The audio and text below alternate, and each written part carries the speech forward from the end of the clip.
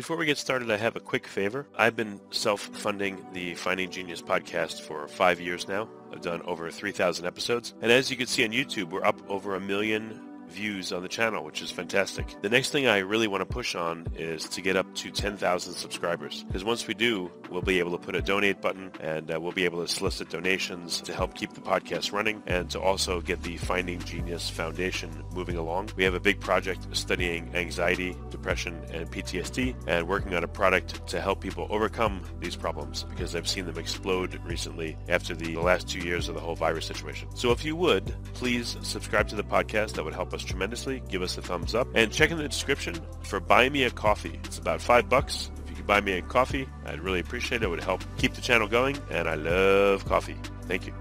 Forget frequently asked questions, common sense, common knowledge, or Google. How about advice from a real genius? 95% of people in any profession are good enough to be qualified and licensed. 5% go above and beyond. They become very good at what they do, but only 0.1% are real geniuses. Richard Jacobs has made it his life's mission to find them for you. He hunts down and interviews geniuses in every field: sleep science, cancer, stem cells, ketogenic diets, and more. Here come the geniuses. This is the Finding Genius Podcast with Richard Jacobs.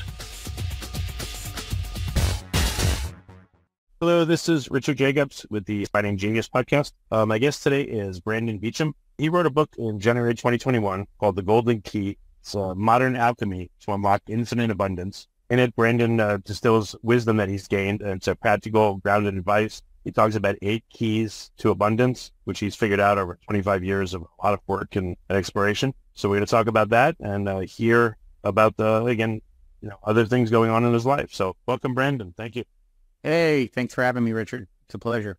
Yeah. Well, if you would just tell listeners a bit background on yourself. How did you even think to start looking for what you call the golden keys so many years ago? Yeah, well, great question. You know, I was raised in a conservative Christian household in Virginia, and I went to a Christian college, and ultimately I got kicked out of the college. And so, you know, that kind of... Why? Can you say why? You know, it's a very conservative school, and I was too much of a normal kid. I was one of the bad kids, aka normal. And the final thing was I got caught with my girlfriend in my dorm room. And the guys and girls couldn't be in each other's dorm rooms at this college. See. Yeah. And so... Now if you guys were in the bathroom, it would be okay. Yeah. Yeah. So it was... exactly.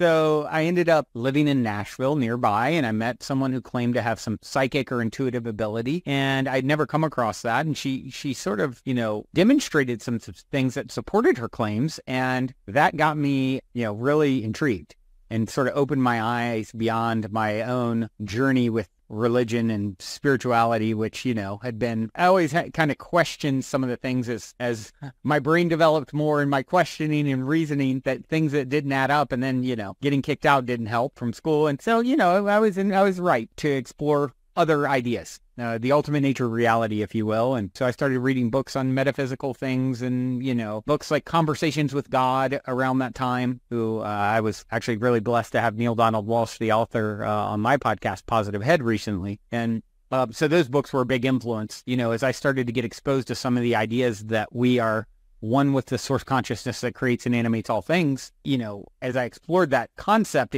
I can only imagine, because it was my dharmic path to do the work that I do and write this book and thousands of podcast episodes on this matter, and to, you know, that it was sort of like a remembering for me. You know, I just was like, oh, of course it's structured this way. It's so obvious. And, you know, can everyone see this? And, you know, and then I would just talk to anyone who would listen about it, you know, very excitedly. And that was my life for many years, as I, you know, taught best what I most need to learn, which I think we all do. It doesn't mean you never get the lesson, but, you know, I think there's a lot of that going on in the world, is, you know, us teaching what we need to learn, and everything being a reflection in some way, shape, or form. Well, I also noticed too, like, as you teach something, you get better and better and better at it. It's weird. Right. Like teaching and speaking, you actually learn. It's very strange. That's exactly right. That's why I started doing a podcast 5 days a week on this matter, because it literally is stepping into the vibrational pool that, you know, we're talking about right now. We're drumming up a vibration as we begin to talk about this topic, and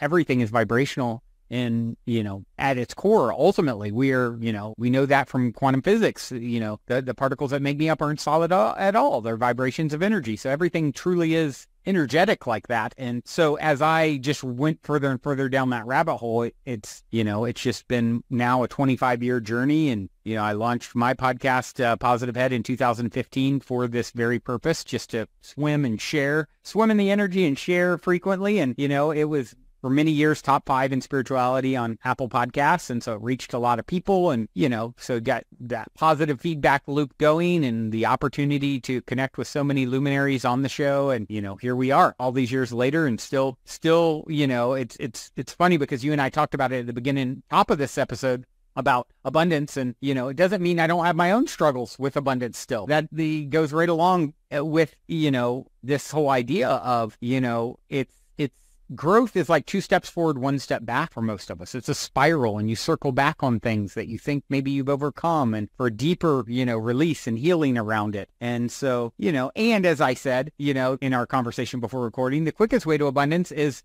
appreciating what you have. And that is the surefire shortcut. And that leads to more as well, I believe. And so that's really the biggest part of it.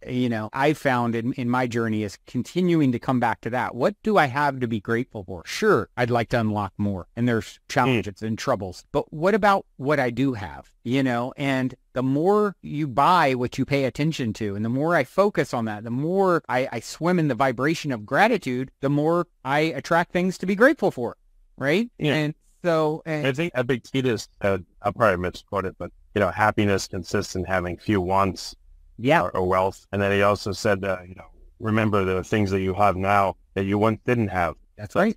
More of a reason to appreciate them. That's right. I could, as you and I talked about a little bit before we started recording, I've been hit with some unforeseen challenges in business and financially that, this is 2024 has been probably the most challenging year I remember in certainly more than 10 or 15 years. And I can look around and I live in a place called the Mystic Manor where all these magical beings live, and it's a hub for conscious community in the Los Angeles area where I live. And I have a partner that absolutely adores me, and my son is healthy and happy, and my parents are still, thriving, where some of my friends, no longer even have their parents, at that age, mid upper 70s. And it's like, well, I am abundant in spite of the challenges, and so it's really getting down to learning to be grateful even for the littlest things, because it's about drumming up that vibration. And the more we drum up that vibration, that which is like unto itself is drawn. Right. And so once you understand what I'm feeling and drumming up, regardless of the external, is if I want to know what I'm going to see tomorrow, look at what I'm resonating with today energetically. How do you balance motivation with contentment? If I appreciate the things I have, maybe, I don't know if other people think this, but what if then I lose my drive to do more because I'm like, my life's good enough.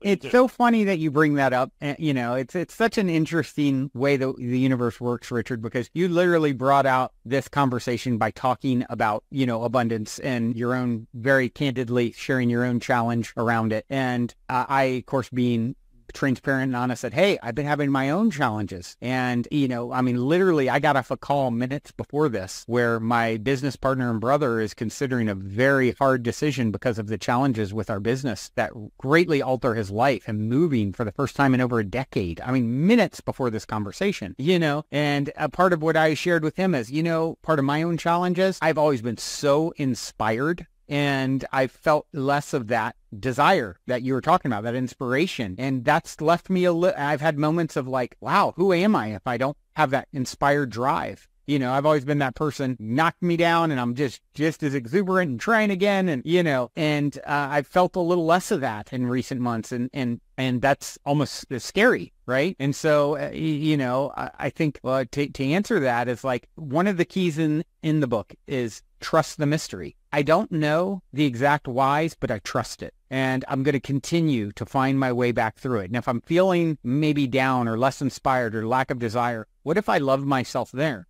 instead of saying it's wrong or judging it or making it bad. And understanding that the big part of this journey is to feel all of these things. They're all equally valid to source, God, higher self, the universe, whatever you want to call it, right? It wants to experience it all through you. And so not just the, woohoo, I made it to the top of the mountain moment. Certainly that's a beautiful moment, but the contrast is really, what makes the journey. It's like a smoothie is never made for a skilled sailor, and we came to be skilled sailors. So, the higher the branches, the deeper the roots. People don't know that a lot of times. Equally, the roots got to go down, the bigger the tree is. I think the dark. reason it's hard, I think the reason it's difficult is the world is like made on paradox. Yeah, so, right. You said, the bigger the tree, the deeper the roots. Yep. The hardest things, says, but, maybe the hardest things in life are the most rewarding. Yep. You can't get in shape by sitting there and eating ice cream. You got to do hard work and work out and eat right. Yep. The world is so full of paradox that I think it makes it harder for people to navigate because the paradox like surprises them and they don't know how to work within it. Yeah. Right. Think about that too. You want to be happy with, be happy with what you have. Yep. Again, it's like a paradox, Before we continue, I've been personally funding the Finding Genius podcast for 4.5 years now, which has led to 2,700 plus interviews of clinicians, researchers, scientists, CEOs, and other amazing people who are working to advance science and improve our lives and our world. Even though this podcast gets 100,000 plus downloads a month, we need your help to reach hundreds of thousands more worldwide. Please visit findinggeniuspodcast.com and click on Support Us. We have 3 levels of membership from $10 to $49 a month, including perks such as the ability to see ahead in our interview calendar and ask questions of upcoming guests, transcripts of podcasts you're interested in, the ability to request specific topics or guests, and more. Visit findinggeniuspodcast.com and click Support Us today. Now back to the show. Well, it's like, it totally is. It's like, I always think of this meme I saw years back when this subject comes up where it shows Bob Marley laughing. And he's like, the irony of realizing you can have everything you need when you no longer need it. Everything you want when you no longer need it. And I think that's a big part of like all of it. It's like surrendering to, I don't need this in order to be fulfilled or to find peace. It doesn't mean you're always going to be happy. I don't think we're supposed to always be happy, but that's not going to actually serve you to always be blissed out happy. But what you can do is always find a way to be at peace. I think that's the goal with what is, and to trust what is, and to release and to surrender to what is. And in that paradox is you can have it all when you don't need it. If you need it, you push it away. You get the experience of as a creator being. Right. You get the experience of needing it, and that's what you're calling it. I want. Okay. Abracadabra translate to I create as I speak. You get the experience of wanting it, right? And so that's where it gets really nuanced, right? And we're all learning how to navigate through these nuances. So how did the keys come to you? Were they one by one? Were they all together? Like, what is the story if you remember? Yeah. So I have had a lot of what I call spiritual breadcrumbs or synchronicities along the way that have really helped lead me at times in my life what to do next. And I had a dream about writing this book and the sort of the concept around it and sort of a gamification aspect that's in the book. If you read it, which by the way, I'm happy to gift to the listeners. If you go to goldenkey.gift and use the code LOVE at checkout, you can download the audio and or ebook with that code LOVE. But yeah, I came up with the kind of concept for the book and it came to me in a dream like things do sometimes. And then I started looking to see, has anyone used the name The Golden Key? And I found someone who 100 years ago wrote a very short, like sort of essay style called The Golden Key that was really popular. And then I saw some overlap even in the content of it and like how he did this whole like, gamification thing. And then I was like, wow, that's a trip. And then it was published on my birthday on Amazon. And I have like crazy synchronicity with my birthday. Cool. And so there was all this synchronicity around it. Then I call my friend who's an incredible visionary artist. And I tell him, I'm going to pitch him on doing the cover art for the book. And like, his name is Vajra. If you wanted to see an incredible artist, look up Vajra, Bajra. And I call him up and I'm like, hey, I've had this dream. And, then all the synchronicity around my birthday, which I've told him that story before, so he knew it. And so, I'm pretty sure this is what I'm supposed to do next. Would you be willing to do a cover art of the key, So I give him my whole spiel, and then he goes, well, now that you're done kind of pitching me on doing the art for your book, let me tell you about a dream I had a couple months ago. And he said, I was at your place, we call the Mystic Manor, this co-living and event space in LA. I was at the Mystic Manor, and I was hunting for the key to everything. And he gave me this detailed dream. He had journaled about it after. Yeah. And he said, and Brandon, I was so inspired by the dream, will I do the cover art and making a key for you? I already started it a few months ago from the inspiration of that dream. So he said, yeah, I'll do it. I already started it because I had a dream that inspired me to do it and start it months ago at your place, hunting for the key to everything. So pretty magical, and the cover art, he's very talented. So can you just briefly run through the keys? I want people obviously to read. Yeah, sure. So outline's good. Yeah, so as far as the keys themselves, as I was writing, I was like, okay, my aim of this book is to condense 25 years of deep exploration of the ultimate nature of reality and thousands of podcasts, me waxing poetic about the stuff. I want to condense it into something relatively short, let's have some keys, let's have, it ended up being about 3 hours to listen to or 100 pages to read. And the keys that I landed on were, I'll just rattle them off. The first key is see the oneness. The second key is know the illusion. The third key is focus your flow. The fourth key is align your intentions. The fifth key is be. The sixth key is trust the mystery. The seventh key is love what comes. And the eighth key, the golden key, master the YOU universe. Master the universe. Yeah.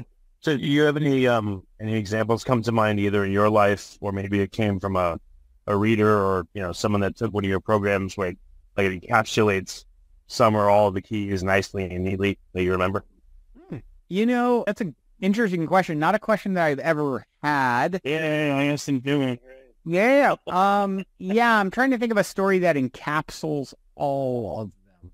Even some is fine. It doesn't have to be the posted child story, but whatever, whatever comes to mind. Well, let me think about one that would... I'll say this. With Master of the Universe, it's something that I've seen it really have a powerful impact on a lot of people when they start to understand this basic idea that I've shared with a lot of people, is this. You are as powerful as any other being ever has been, could be, or will be. You are literally the lead actor, star, director in your own private universe. You are it. You are the one. It's why you see so many spiritual people, as they're having their spiritual awakening, fall into the trap of, I'm the Messiah complex. I'm the one, and because they are. But so is everyone else. And so it's like, but I think of it in these terms, is you're the lead director actor in your own private universe because source, God, higher self, whatever you want to call it, is so vast. There's infinite universes, right? And God is experiencing this one through you. And I'm a prop in your movie and everyone else is a prop in your movie. And everywhere you go, you're there waiting for yourself, right? So of course you make it. You're the only one here. You are the star. It's like the Truman Show. Like in this case, it's, you, the listener, it's the Richard Jacobs Show. And from where I sit, it's the Brandon Beachum Show. And you're all just props reflecting me back to me in some way, shape, or form. So when you can really land on that you are the universe, it is literally everywhere you go, you're there waiting for yourself. That is such a profound shift for people to really sit with. And so anyone who really taps into that in a way where they can feel it in every cell of their being, that's the nature of the situation in which they find themselves. It is. How do you balance that with narcissism? Right. Yeah. And, spiritual narcissism is a big thing. It's like, once again, you are it. You are the one. But relax. So is everything else. Everything you see is an extension of the one, of you. It is literally you. So you are actually, Lao Tzu said, why is the sea king of 100 streams? Because it lies below them. Therefore, it is king of 100 streams. So how you balance it is by understanding the truth of the situation, which is, if you want to find yourself, lose yourself in the service of others, is what Gandhi said. Why does that hold true? Because there are no others. It's that paradox, right? I can only receive by giving. It's why, I don't know, everyone listening has different life paths and different highest potentials in what they're meant to do in this world, but I can guarantee you I know one of them in common. your highest path involves service in some way, because it's only in giving that you can receive, right? Yeah. Hey, it's funny. I just saw the Bob Marley movie, and they talked about I and I, and now I understand why they said that. They said there is no we, there is no, everything is I. Yes. At least, to the Rastafarians. So that's what they say. Like one of the songs, Old Pirates, they rob I instead of rob us. Yeah. It makes sense to me, but I was like, it's weird. Right. And it's, the Bible, one of the most famous quotes of God, supposedly, I am that I am. I am that I am. Now break that up. Wayne Dyer broke it up. He said, I am that. I am that. Point to anything. I am that. Never mind. Just drop to that. I am. Being. BBB. Right? I am. It's everywhere you go, everywhere you look, I am that. You are that. So you're literally talking to yourself right now. The consciousness that animates my being is the same consciousness that animates your being. We're playing an elaborate game of Brandon and Richard right now with audience. It's all an illusion. And there's only one of us. And this is the game that Source plays with itself throughout eternity. And so, yeah, if you get too twisted on that, you can really fall down a narcissistic trap. But if you really understand it, you realize it's the same way of someone who achieved Christ consciousness, like a Jesus, for example, right? Jesus never said, worship me and make a religion around me. He said, I'm going to wash your feet. You'll do greater things than I, supposedly, he said, And so that's understanding. Right? It's in giving that we receive. That's how the energy moves and works. And there's a great meme where it shows a bunch of people sitting around a big pot of stew or soup or something, and they have super long spoons, and it's like a video, and they're trying to feed themselves, but the spoons are too long. It can't fit it back to their face, right? And then they realize, the way to do this is we're sitting around this giant pot. I can stretch mine across and feed the one across from me, and we can all feed each other. And that's really what's going on. Once you get... Well, that's what I was going to ask you, is how does this help anyone to say that, they are everything? You first, like, how does because that... now, how it helps is now when you're looking, all is literally one, act accordingly. That's it. That's the only rule. All is literally one, act accordingly. If the person on the street is you, it's literally you pretending to be something else, how would you behave? How much would you care about what's happening to them or how you impact them? Knowing that energy always whatever you put out is coming back to you. Whatever you do to another, you're doing to self, and you must feel the energetic repercussions of that. It's the way it goes. If you punch someone in the face, you're punching yourself in the face. That's right. You're hurting yourself. So you're always doing it to self. All is literally one, act accordingly. What would you do if it was all you? And once you start experimenting with that, everywhere I go, I'm there waiting for myself. And I start acting as if that's the case and making decisions from that vantage point, watch the magic that unfolds. And results, we all know, speak the loudest. I can claim all kinds of stuff in perspectives and philosophies and ideas. What kind of results did it get you? I challenge anyone to start acting as if everywhere they go, they're waiting for themselves. And it's all an extension of self. And act as if, and see what kind of results it gets you. Okay. I don't want to drag it out too long, but maybe one more key that you feel like has been really impactful for people once they get it, maybe a story around it.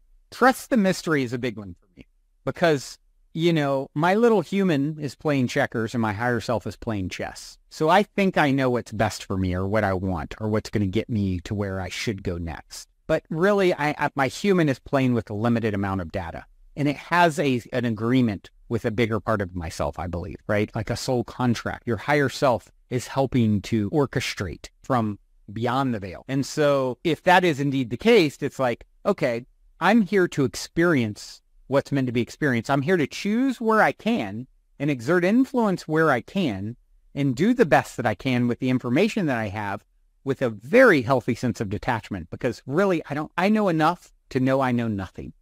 And when a person, the biggest thing, one of the biggest things that someone can really shift their whole life around. Acting, we talked about acting as if you are it. It is you. Everywhere you go, you're there waiting for yourself. You are in your own private universe. And add to that the idea that everything is happening for you, not to you. I know that everything is happening for me, not to me. And that changes everything. I trust. I can't always connect the dots as to why.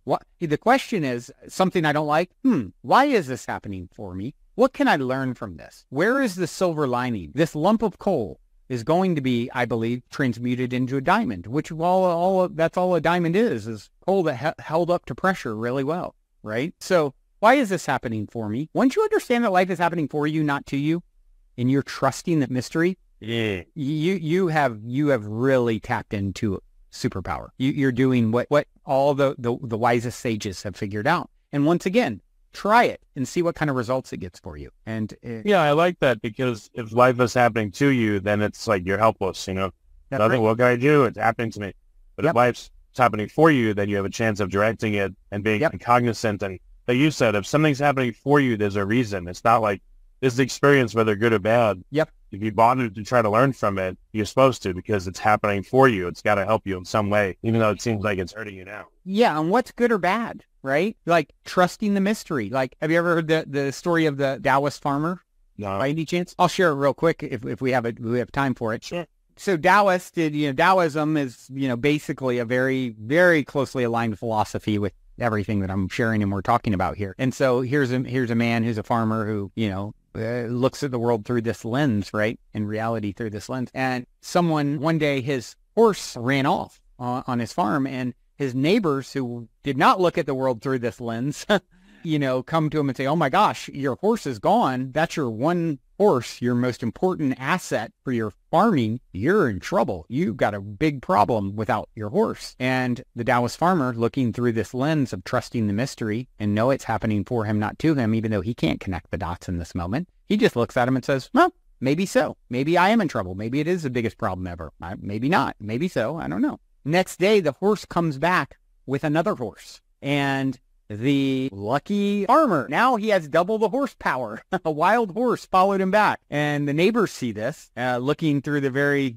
surface level perspective, say, "Oh my gosh, we thought you were so screwed yesterday, and now we realize you are blessed. You have double the horsepower." Taoist farmer says, "Huh? Maybe so. Not attached, right? Just here for the ride." Observing, learning, doing my best with what I got. Then his son, his only human helper, he wanted to try and tame the wild horse. And he got on, and the horse threw him, and he broke his leg. Neighbors see this, come over, say, "Oh my gosh, we thought you were screwed when you lost your horse. Then we thought you were blessed when you got a second horse back with him. And now we know you're screwed, because without your young son as your only human helper, there's no way you can handle the farming." Maybe so, is what the Taoist farmer said yet again. Next day, the military comes around to gather up young men to go to war, to be on the front line, sure to die. They come to the Taoist farmer's house to gather up his perfect aged son for this battle, and he's laid up with a broken leg, and they have to pass him by because he's of no use to them.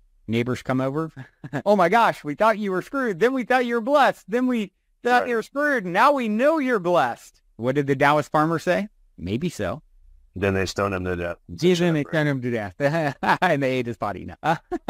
So, I love that story, because it really, here we are judging as if we have even a slightest clue, just learn to trust. It's happening for you, not to you. And your job is to, Charles Bukowski said, all that matters is how gracefully you walk through the fire. Like, let's be graceful and understand the basics, which is it's happening for you, not to you. And you're here to figure out how to be more graceful and to become a skilled sailor. And that is going to require rough seas sometimes. Okay. Well, I guess last question, and I want to tell people where they can get the book, recommend your podcast, and everything. What kind of feedback do you get from people that have gone through it? And, are they able to figure this out, the 8 keys, or, do they need a lot of help implementing the 8 keys in their life? Do you have a follow-up? And is it necessary to help people get this integrated into their life? It's a great question. I have exercises that people can perform in the book as an ongoing amplification of the abundant energy, if you will, and to drum up more abundance, whatever form, because there's so many forms, not just financial. And so there is that sort of written into the book, if you will. And I think it's relatively easy to digest, and I like to think it's fun to read, and I actually narrate it if you listening to it. So I think there is a certain vibrational frequency throughout it that people find easy to digest and relatively easy. Some of these concepts are pretty, you could say expansive or out there, and yet I think most people can read, understand, and digest them fairly easily as well. And start experimenting with the perspective to see what kind of results it gets you, because results speak. Okay. And let's restate the name of your podcast and where they can get the book as well. Yeah. The name of my podcast is Positive Head, and you can find the Positive Head podcast, anywhere you get a podcast for the most part. And the book, if you go to goldenkey.gift, .gift, and you use the code LOVE, LOVE, at checkout, you can get the audio and or ebook. Okay. Well, very good. Well, Brandon, thank you so much for coming on the podcast. It's been very interesting. And I think it'll be very impactful if people, check out the book and your podcast. So thank you. I hope you've gotten something positive from it. I know I have. I sure have, getting the opportunity to share. So thank you for giving me the platform and opportunity to, share these ideas. Excellent. If you like this podcast, please click the link in the description to subscribe and review us on iTunes. You've been listening to the Finding Genius podcast with Richard Jacobs. If you like what you hear, be sure to review and subscribe to the Finding Genius podcast on iTunes or wherever you listen to podcasts. And want to be smarter than everybody else? Become a premium member at findinggeniuspodcast.com. This podcast is for information only. No advice of any kind is being given. Any action you take or don't take as a result of listening is your sole responsibility. Consult professionals when advice is needed.